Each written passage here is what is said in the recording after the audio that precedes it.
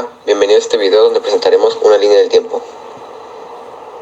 Este video está dividido entre 4 integrantes, que son Ulises, Fernando, Ricardo y Roberto. Sean bienvenidos y disfruten del video. Hola, buenos días, yo soy Fer y voy a explicar las primeras 3 fechas importantes de las que nosotros consideramos en la historia de la física. La primera, que podría considerarse como los inicios de la física, fue en el siglo III a.C. Esta fue la ley de palanca establecida por Arquímedes, en el que básicamente nos explican que en cualquier palanca se cumple que el producto de la potencia P por la distancia de su brazo, BP, es equivalente a la resistencia por el suyo. En el año 3084 a.C., en esta gira a Grecia, nace Aristóteles, quien fue un filósofo, polímata y científico griego. Es considerado junto a Platón el padre de la filosofía occidental. Sus ideas ayudaron en una gran influencia sobre la historia intelectual del occidente por más de 2 milenios. Él también fue el creador del método aristotélico, que es el conocimiento teórico, que pretende el saber por sí mismo, el productivo, que aspira a saber cómo realizar un producto útil o bello, y el conocimiento práctico, que busca ser la guía de acción. En 1473 nace Nicolás Copérnico. Fue un polímata renacentista polaco-prusiano, arqueólogo, matemático, astrónomo y canónigo católico, que fue bastante importante en la historia de la física porque formuló la teoría heliocéntrica del sistema solar, que establecía que el centro del universo era el Sol y no la Tierra, como se creía en esos años. Él falleció en 1543. En el año de 1543 surge la teoría del movimiento de las esferas celestes, que se ve principalmente apoyada por la idea de Nicolás Copérnico. Este hombre nos sugirió que la Tierra no era el centro del universo o del sistema solar, sino que era el Sol, el centro, ya que la Tierra no podría ser el centro y necesitaba girar alrededor de un objeto celestial de mayor tamaño, como vendría a serlo el Sol. Y lo mismo pasaba con los demás planetas, ya que nos dice la teoría que los demás planetas deben de girar alrededor del Sol. El nacimiento de Galileo Galilei. Su nacimiento fue un 15 de febrero de 1564. Galileo Galilei fue un astrónomo, ingeniero, matemático y físico italiano, relacionado estrechamente con la revolución científica. Eminente hombre del Renacimiento, mostró interés por casi todas las ciencias y artes. Lo más importante que hizo Galileo Galilei fue el uso de telescopios para la observación y el descubrimiento de las manchas solares, los valles y las montañas lunares, los 4 satélites mayores de Júpiter y las fases de Venus. En el año de 1571 nace el científico matemático alemán Johannes Kepler, que fue muy reconocido debido a sus teorías y leyes que planteó sobre el movimiento de los planetas y sus órbitas alrededor del Sol. Astronomía Nova es el título de un libro escrito por Johannes Kepler y publicado en Praga en 1609, en el que aparecen resultados de sus investigaciones durante más de 5 años sobre el movimiento de los planetas y en particular sobre el movimiento aparente de Marte. En este libro se presentan las 2 primeras leyes de Kepler, del movimiento planetario, lo que supuso un cambio trascendental en la astronomía, rompiendo con una tradición de 2000 años.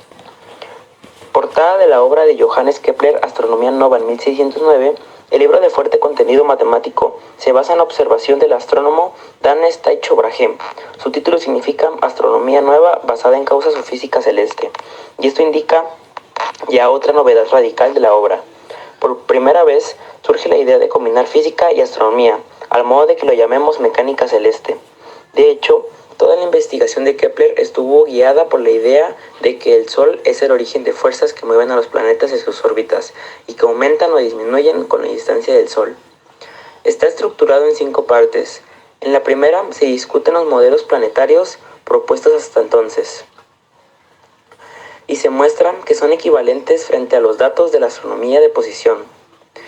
En las demás partes elabora varios modelos detallados para la órbita de Marte, demostrando que no basta con modificaciones de detalle de los modelos tradicionales, basados en diferentes y epiciclos, para explicar las observaciones de Brahe.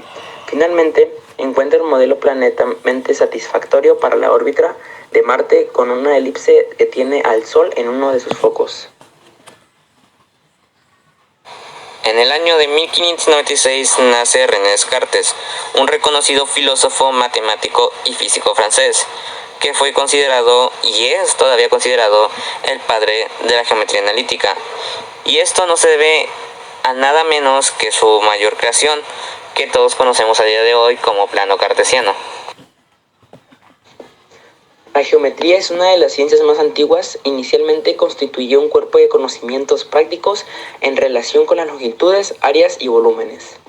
La geometría, como una de las artes liberales y Euclides, la civilización babilónica fue una de las primeras culturas en incorporar el estudio de la geometría. La invención de la rueda abrió el camino al estudio de la circunferencia y posteriormente al descubrimiento del número pi. También desarrollaron el sistema sexagesimal, al conocer que cada año cuenta con 365 días. Además, implementaron una fórmula para calcular el área del trapecio rectángulo.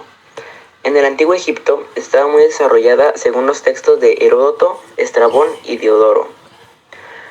Configuró la geometría de forma axiomática y constructiva, tratamiento que estableció una norma a seguir durante muchos siglos, la geometría euclidiana descrita en los elementos. Las leyes de Newton han servido para explicar y describir el movimiento de los cuerpos sometidos a una fuerza y una determinada aceleración. Estos principios fueron postulados en 1687 en su obra Principios Matemáticos de la Filosofía Natural. A continuación les presentaré las leyes de Newton. La primera ley de Newton nos dice que un objeto no cambiará su movimiento a menos que actúe sobre él una fuerza. La segunda ley de Newton nos dice que los objetos más pesados necesitan una fuerza mayor para moverlos. Y la tercera, la ley de Newton, nos dice que por cada acción hay una reacción igual y opuesta. Albert Einstein ganó el Premio Nobel de Física en 1921, no por su mayor descubrimiento, la teoría general de la relatividad, sino por un menos conocido efecto fotoeléctrico. Albert Einstein descubrió que el aumento de la energía cinética que afectaba a los fotoelectrones era proporcional al aumento de la frecuencia de la luz. Si la conservación de la energía se aplicaba al sistema, entonces la energía de la luz tenía que ser proporcional a su frecuencia. La primera bomba atómica de toda la historia fue desarrollada por Robert Oppenheimer y se llevó a cabo una detonación controlada en el desierto de Nuevo México el 16 de julio de 1945, un mes antes del lanzamiento de las bombas de Hiroshima y Nagasaki. La bomba atómica fue desarrollada por un equipo de científicos e ingenieros en el marco del llamado Proyecto Manhattan. El proyecto fue supervisado por el Cuerpo de Ingenieros del Ejército de los Estados Unidos y estuvo dirigido por el físico teórico Robert Oppenheimer.